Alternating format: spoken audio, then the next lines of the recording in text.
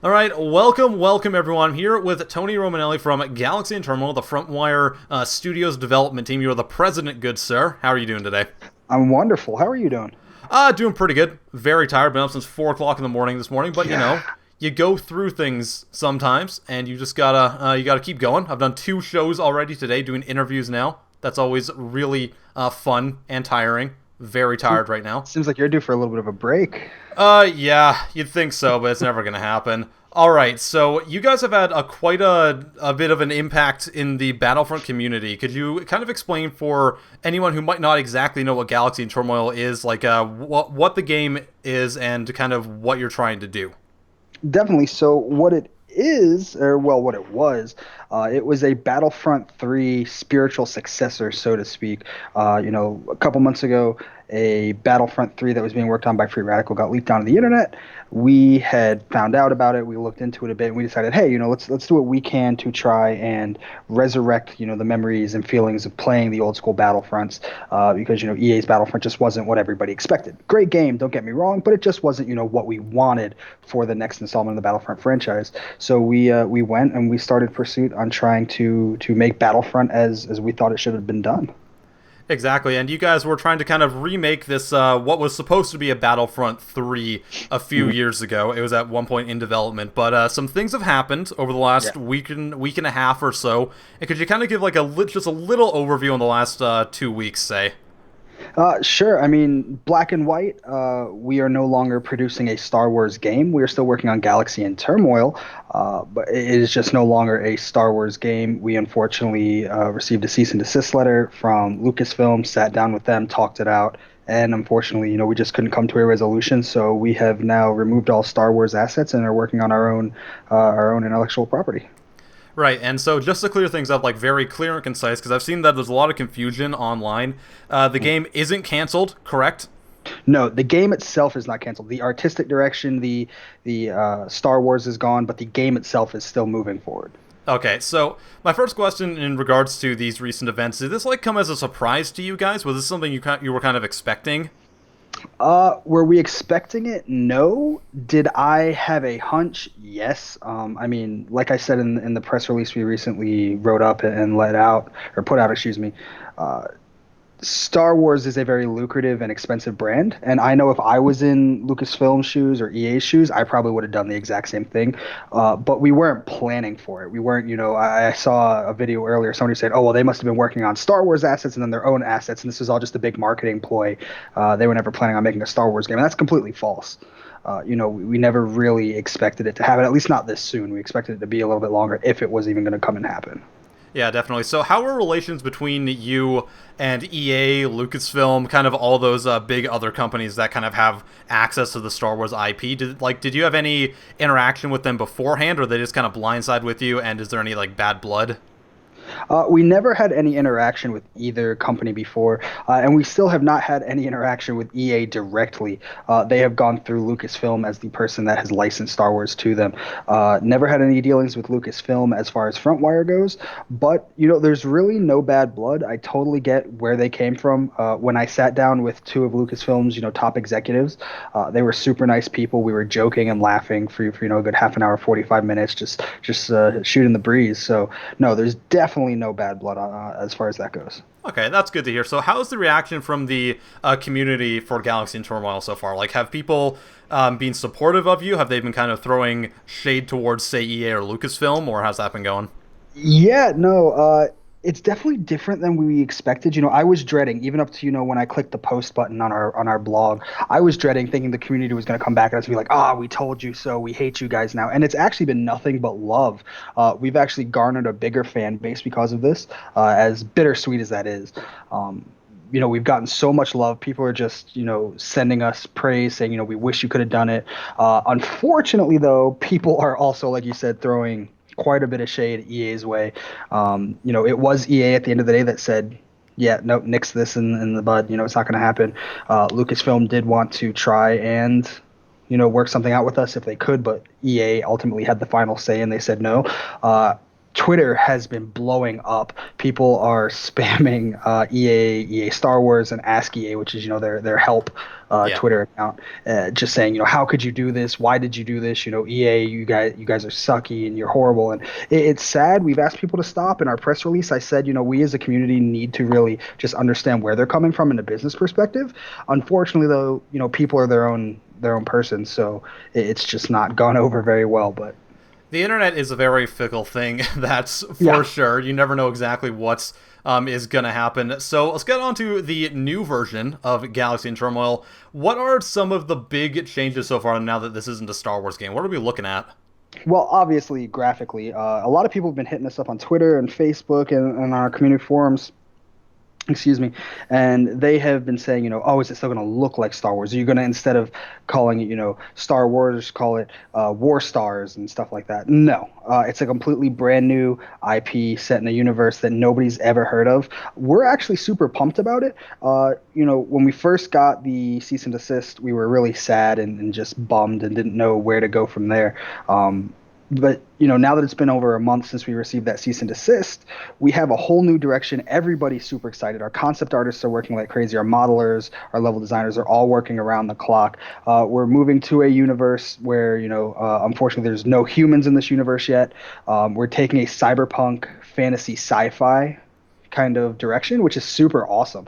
If you go to our actual dedicated Galaxy and Turmoil website, which is git.frontwirestudios.com, you'll see some early concept art of the direction we're going. And some people have been calling us out saying, oh, what is that, a space elf? Because some people have pointy ears in some of the races we're making and stuff. But so that's kind of the direction we're going. Yeah, I heard about the space elf thing. I was gonna be like, so is there space elves? Is that a real thing? I'm all for that. I don't care. Anything in space, elves, Lord of the Rings in space, that'd be great. I'd love it. So I think what people might be wondering as well is, because you're taking such a different artistic direction in it now, is this still a spiritual successor to the Battlefront series? Like, is that still the goal? Yes and no. The single player campaign will be nothing like any of the previous Battlefront games. It is something completely new and reimagined. It's a fully explorable campaign. You kind of take it at your own pace and explore it how you want. However, it's not an RPG. Best way to describe it is think of like a Mass Effect-esque type of exploration style linear game. As far as multiplayer, though, that is 100% still going to be heavily inspired by Battlefront, which is kind of one of the cool things. Lucasfilm directly told us, hey, we have no issue with a Battlefront inspired game as long as it doesn't use Star Wars in it. Mm-hmm. So we're actually, keeping a lot of the idea of the class systems and stuff like that, and a lot of the core gameplay features that were found in the original Battlefronts, and the type of game modes, although they won't be called, conquest and stuff like that, or invasion and stuff. But we're definitely going to have similar game modes. Okay, so here's a question that I think a lot of people are wondering. A lot of people are disappointed that this wasn't really implemented in the new Battlefront game. Released by EA in 2015, it was just recently added, was kind of like a skirmish offline mode. Is there going to be something like instant action in the game that isn't like pure online? Definitely no. That's definitely something we're planning. We're still trying to figure out what we're going to call it and how it's going to work, because we don't want it to be too similar to how Battlefront ran that. But 100% there will be offline mode, both multiplayer and single player with bots, and a couple other game modes that can't really talk about yet. Definitely. So are there any other big changes you want to go over in regards to what the game's going to feel like when you're playing it? It's kind of mind blowing. I don't even know how to describe it. I wish I could. When we last spoke, we talked about Star Wars. We could go on all day about that. But being that we're trying to put this out gradually, I don't want to spoil too much.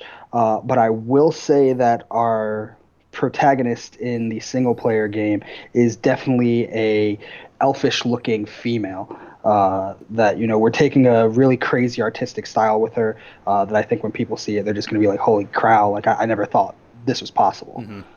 Definitely. So you guys keep it a little bit tight-lipped about it, but can you tell us anything more about the lore? You said like a very cyberpunk-esque, right? Yeah, it is.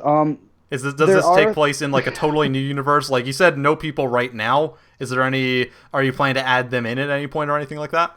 That is the question of the day, isn't it? I can't say for certain. I can't confirm or deny it. It is a completely. I can't, won't.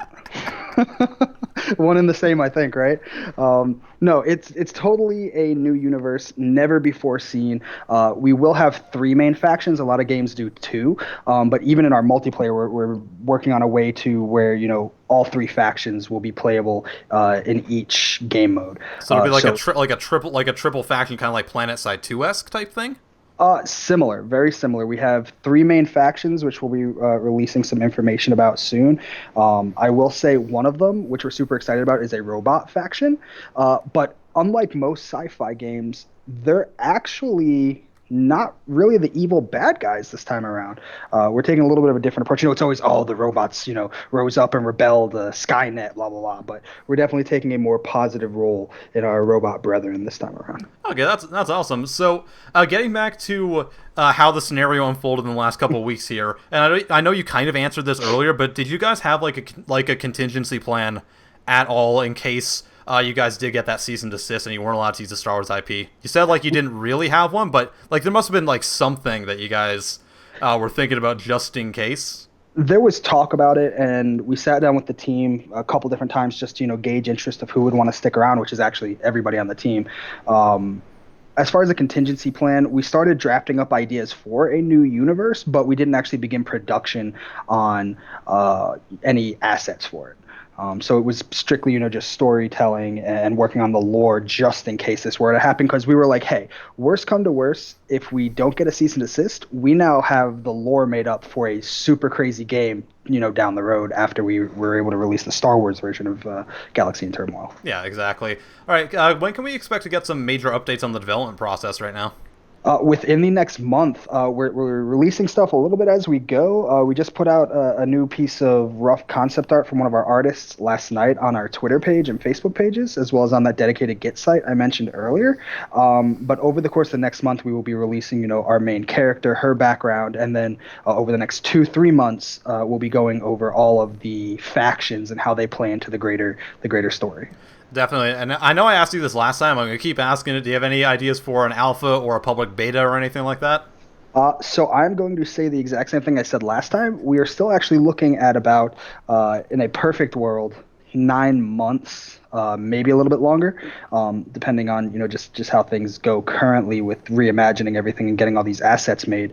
But we're actually not going to be putting out a beta, quote unquote. We want to crowdfund this game, but there's so many games that go and they crowdfund and they make tons of money. I mean, oodles of cash, and then they die out. They never go anywhere, and people are left with empty pockets.